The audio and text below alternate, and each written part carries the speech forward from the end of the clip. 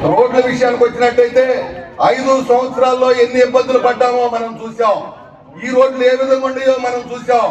5 సంవత్సరాల్లో వైసీపీ ప్రభుత్వం ఉన్నప్పుడు ఎక్కడైనా వచ్చి ఒక రోడ్లన్నా వేసిన పరిస్థితి మనం చూడాల.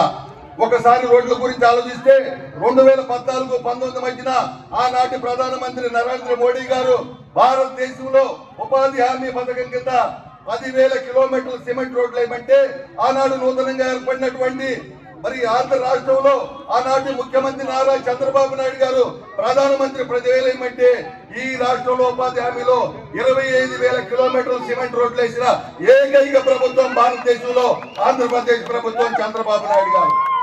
ఆ తర్వాత గత 5 సంవత్సరాల్లో వాళ్ళు వేసింది 1000 కిలోమీటర్ల రోడ్లు మాత్రం వేశారు. గుర్తుపెట్టుకోవాలి. డబ్బులన్నీ ఏం చేశారంటే సెంటు పట్టా పేరుతో దొంగల్లాగా దోసుకున్నారు. ఈ రోజు మళ్ళీ కూటమి ప్రభుత్వం వచ్చింది. 20 నెలల్లో ఈ రోజు కూటమికి మరి ఏదైతే పంచాయతీరాజ్ శాఖ మంత్రిగా పవన్ కళ్యాణ్ గారు ఉన్నారో పవన్ కళ్యాణ్ గారు 20 నెలల్లో 5,000 కిలోమీటర్ల సిమెంట్ రోడ్లు వేశారని కూడా మీ అందరికీ నేను తెలియజేస్తా ఉన్నా. గత 5 సంవత్సరాల్లో స్థానిక సంస్థలు ఏదైతే ఉన్నాయో వాటికి రావాల్సిన డబ్బులు 9,000 కోట్ల నిధుల్ని ఆ రోజున జగన్మోహన్ రెడ్డి ప్రభుత్వం దారి మళ్లించింది. ఈ ప్రభుత్వం వచ్చిన తర్వాత 20 నెలల్లో మొదటి 3 విడతలుగా ఈ రోజు స్థానిక సంస్థలకు డబ్బులు ఇచ్చారు.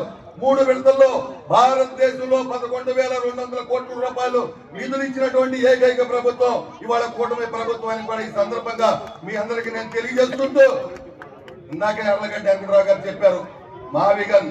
ఏందయ్యా మావిగన్? ఎవరైనా ఇదేమన్నా చిన్నపిల్లల ఆట, తోలుబొమ్మల ఆట?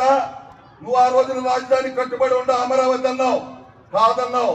3 రాజధానులు అన్నావు, కాదన్నావు. ఇవాళ ఏదో గన్ అంటున్నావు. ఇవాళ ఈ రాష్ట్ర ప్రజలతో ఆడుకోవాలని చూస్తే వెంకటరావు గారు చెప్పినట్టు ఆఖరికి నీ కార్యకర్తలు కూడా నీ దగ్గరికి రారని చెప్పి తెలియజేస్తా ఉన్నా. ఇవాళ మచిలీపట్నం పోర్టు బ్రహ్మాండంగా అభివృద్ధి చెందుతా ఉంది. 4 లైన్ రోడ్లు 6 లైన్ రోడ్లు చేస్తా ఉన్నాం. ఇవాళ పెనమలూరు నియోజకవర్గం ఏ విధంగా అభివృద్ధి జరుగుతుందో మనం చూస్తా ఉన్నాం.